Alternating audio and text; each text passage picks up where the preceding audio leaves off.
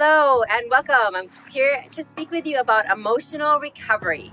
And this is the third of the three topics I wanted to talk to you about how emotions can affect your well-being.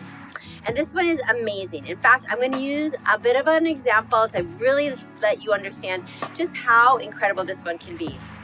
Let's say something happens, really makes you mad, really affects you in a big way. And for the next hour, week, days, you go through life with this mask over your face, affecting how you see everything of that anger. That anger kind of covers the way you perceive the world, what you notice, and what people notice about you. This would be an example of very low levels of emotional recovery. For days and weeks, everything you see is through this hazy mask of anger that you're carrying along with you. On the flip side, let's say the same bad thing happens to you.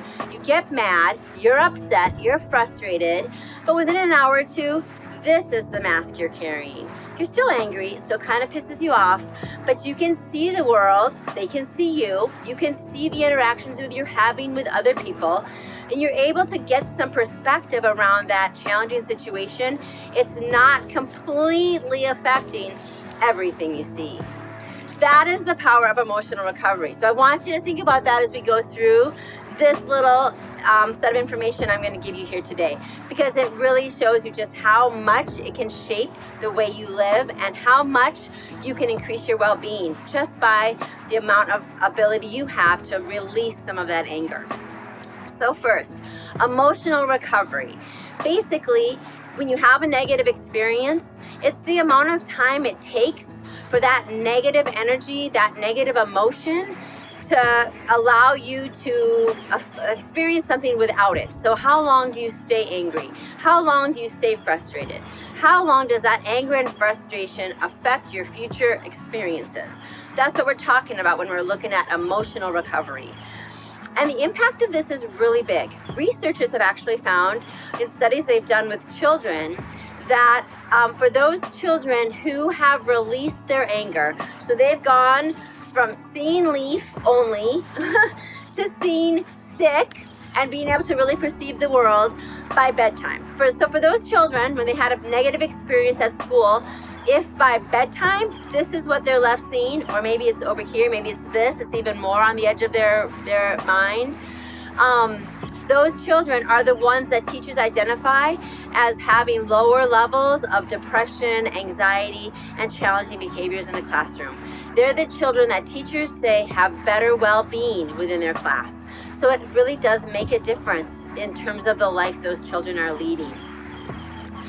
In addition, that ability to recover emotionally affects something that's called spillover. And you can imagine, I've kind of been alluding to it here already, but spillover is the amount of negative energy that is spilling over from one event into other events in your life.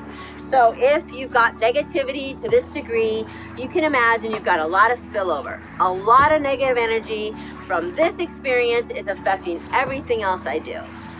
However, if you're only carrying this much negative energy, the spillover is a lot less. It's going to have a lot less impact. And the thing about this is there's two actual impacts if your spillover is large. First, you just have to live a lot longer in a really hard place. If everything you see is through that mask of anger with this big leaf, everything you see is affected by this, you're living with a lot more challenge in your life than you would if you were living with this. So that's the first part of spillover that you want to avoid. But then secondly, there's a lot of people and experiences that you're having, people you're meeting and experiences you're having that are actually being missed or negatively spun because of the spillover effect. So the sooner you can reduce and set yourself free from that negative, angry, stuck feeling, the more you're ready to deal with the next thing that life has brought or shown for you. So spillover can really have a big impact. So I want you to think about that as you're living your own life, feeling your own emotions, and helping your children living their lives and struggling with their own emotions. So some research teams, one led by a researcher named Hai, they have found that for children that this spillover can actually really impact what they experience in their day-to-day life, both at home and at school. So the crossover from home to school can be really significant.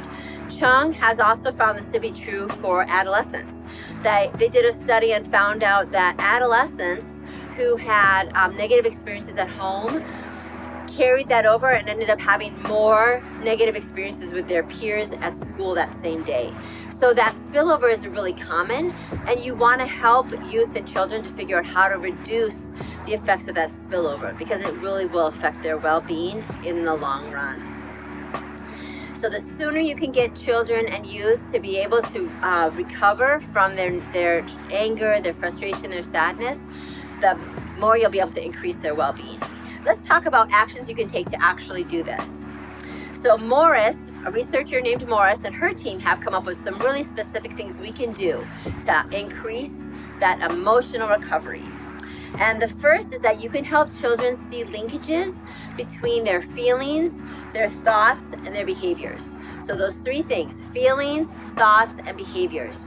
Helping children see how they link and interact together and affect one another can help increase that emotional recovery time, reduce that emotional recovery time so that they can actually get through that anger experience faster.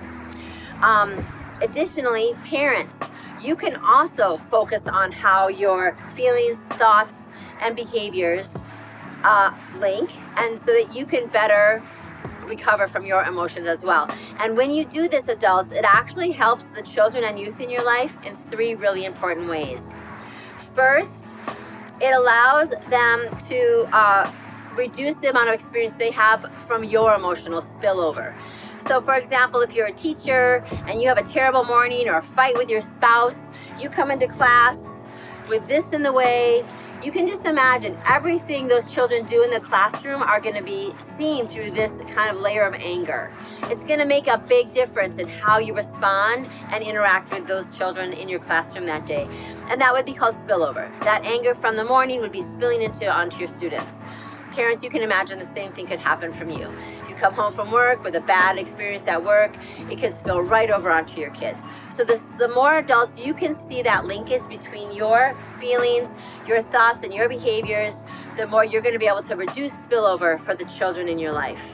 Secondly, you'll be able to think about how you model.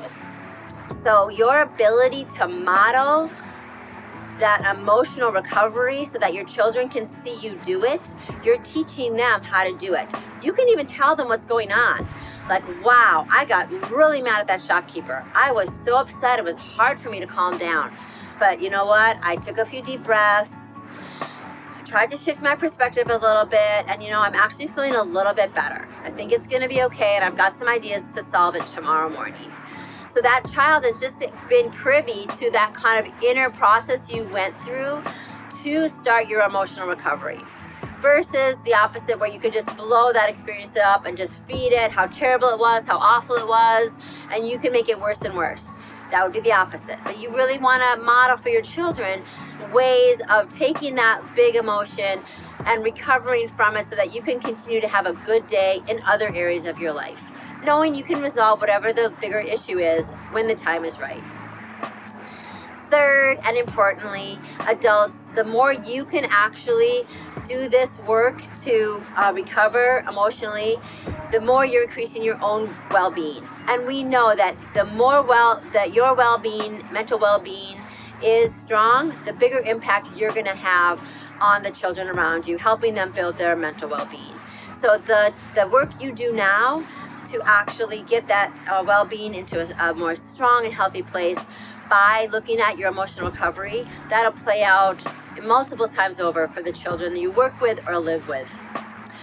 Finally, Morris and her research team have found that adolescents have a better chance of emotional recovery when they live in a family and situations where they have warm, caring parents, people who can coach them and help them to better manage their emotional recovery.